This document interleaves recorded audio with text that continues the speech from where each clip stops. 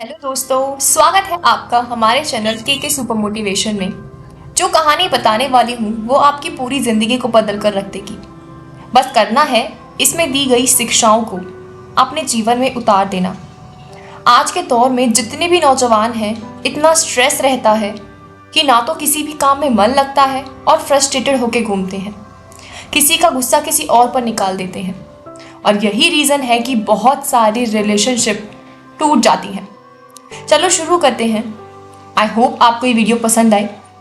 एक बार एक युवक गौतम बुद्ध के आश्रम में गया और उनसे पूछने लगा कि क्या ऐसा हो सकता है मैं जो चाहूँ वो मुझे मिल जाएगा। तब गौतम बुद्ध ने मुस्कुराते हुए कहा, बिल्कुल संभव है, लेकिन उसके लिए तुमको कुछ काम करना होगा। तब युवक ने बोला, अगर ऐसा संभव है तो मैं वो काम अवश्य करूंगा, जो चाहोगे वो मिलेगा। गौतम बुद्ध ने बोला, पहले तुमको तुम्हारे मन को नियंत्रित करना होगा और सीखना होगा। तब युवक ने बोला, ऐसा क्या करूं कि मन को कंट्रोल कर सकूं। तब गौतम बुद्ध बोले, पहले तुमको अपनी इंद्रियों को काबू में करना सीखना होगा। युवक बोला, मैं अपनी इंद्रियों को कैसे काबू में करूं गुरुदेव। गौतम बुद्ध ने कहा, मन बहुत चंचल है, कभी कभी मोह माया में फंस जाता है, जिससे आदमी को ना मिलने पर व्यर्थ की जितना होती है। उसी ही चीज के बारे में सोचते सोचते अपना समय और अपना शरीर दोनों बिगाड़ लेता है। जिस व्यक्ति ने मन को काबू में कर लिया, जो छलावे से निकल गया, हर तरीके से वो हर चीज पा सकता है। वही व्यक्ति जीवन में हार को प्रकार कर खुशी पाता है। तब युवक ने बोला, तो आप ही मुझे बताइए कि मैं ऐसा क्या करूं मेरा मन काबू में हो जाए और मैं जो चाहूं वो मुझे मिल जाए।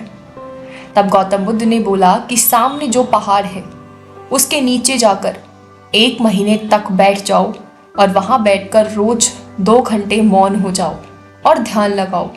जैसे ही तुम्हारे 30 दिन पूरे हो जाएं, तुमको खुद ही मन को काबू में करने का उपाय मिल जाएगा। जैसे कि तुमको मन में काबू रखना उपाय मिल जाए, उस दिन से अगर तुम जो भी चाहोगे वो तुम्हें मिल जाएगा, जिससे तुम कुछ भी, सुख हो या पैसा हो, जो चाहते हो, जो भी सोचना शुरू करोगे वो तुमका मिलना शुरू हो जाएगा। जैसे ही तुम अपने मन को काबू में कर लेते हो, तब मैं तुमको दूसरा उपाय बताऊंगा।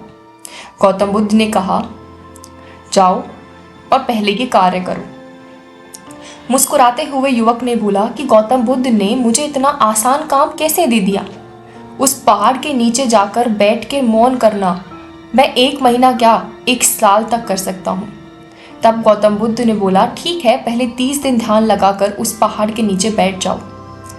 अगले दिन युवक गौतम बुद्ध को प्रणाम करके पहाड़ के नीचे जाकर बैठ गया और ध्यान लगाने लगा। इसी तरह 5 दिन ध्यान लगाने के बाद 6ठे दिन उसके मन में अलग अलग प्रकार की बातें चलने लगी। उसके मन में आने लगा उसने भाई के साथ कैसे बुरा बर्ताव किया, कैसे अपनी पत्नी को मारा, कैसे वो गुरुजी से बहुत कुछ झूठ बोलकर चालाकी बनता था। इस तरह के विचार जब भी वो ध्यान लगाने आता तो उसके दिमाग में आने लगते और वो बहुत परेशान होने लगा। उसने बहुत कोशिश की और वो इन विचारों से मन में आने से नहीं रोक पाया, लेकिन वो इन विचारों को रोक नहीं पा रहा था। जब उसने 17वें दिन मौन रखा और फिर ध्यान लगाया, तब इस तरह के विचार से दुखी होकर उसने ठान लिया वो गुरुदेव से जाकर ज़रूर पूछेगा कि उसके मन में ऐसे विचार क्यों आ रहे हैं। वो अगले दिन गौतम बुद्ध के पास आकर उनसे पूछने लगा कि मैं ध्यान नहीं लगा पा रहा हूँ, मेरे मन में हर बार अलग अलग तरह के विचार आ रहे हैं कि कैसे मैंने अपने भाइयों को मूर्ख बनाया, गुरु से झूठ बोला, पत्नी को मारा और अपने आप को कोसने से मेरा कितना गलत किया है इन सब लोगों के साथ। शुरुआत में मैंने ध्यान लगाने पर बहुत काम किया और कुछ नहीं था, लेकिन कुछ दिनों बाद मेरे दिमाग में इस तरह के विचार आने लगे। कृपया करके मुझे बताओ कि मैं क्या करूं। तब गुरुदेव ने उससे पूछा कि तुम अपने भाई को मूर्ख बना रहे थे, पत्नी को मार पीट रहे थे और गुरु से झूठ बोलकर गलत काम कर रहे थे। तब तुम बस गलत काम करते जा रहे थे। कभी अपने आप से और अपने मन से बात करने का समय ही नहीं था कि गलत क्या है और सही क्या। जब व्यक्ति खुद अपने साथ अकेलेपन में मौन रहकर ध्यान लगाता है और जो भी उसने किया गलत या सही, इसका जवाब तुमको खुद तुम्हारा दिमाग और मन दे देता है। व्यक्ति व्यर्थ में ही बाहर सॉल्यूशन के लिए जाता है, लोगों से उपाय पूछता है और अपना समय बर्बाद करता है, जबकि उसको अपना सारी परेशानियों का हल खुद ब खुद ही मिल जाता है। जितना तुम शांत और धैर्य रहोगे और तुम्हारे खुद की बुद्धि को सोचोगे, उसके उपाय अपने आप तुम्हारे दिमाग में आ जाएंगे।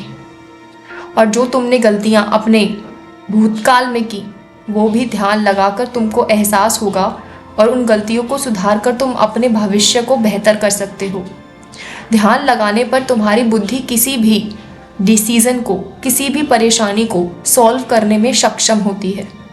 उस युवक ने गुरुदेव का धन्यवाद देते हुए कहा, गुरुजी, आप मुझे दूसरा उपाय भी बताने वाले थे, कृपया करके बताइए। मुझे उम्मीद है वो उपाय भी आसान होगा। तब गौतम बुद्ध ने बोला कि पहले तुम 30 दिनों तक ध्यान लगाकर आओ, तब मैं तुमको दूसरा उपाय बताऊंगा। तब युवक निराश होकर वापस ध्यान लगाने चला गया। 30 दिन बाद ध्यान लगाने के बाद वो गौतम बुद्ध से बोला, गुरुजी, मेरे मन में अब बहुत गलत विचार आते हैं और मेरा मन भी बहुत शांत हो गया है। तब गौतम बुद्ध जी ने कहा उस युवक से कि जिसने अपने मन पर काबू कर लिया, समझो उसने सबको काबू में कर लिया।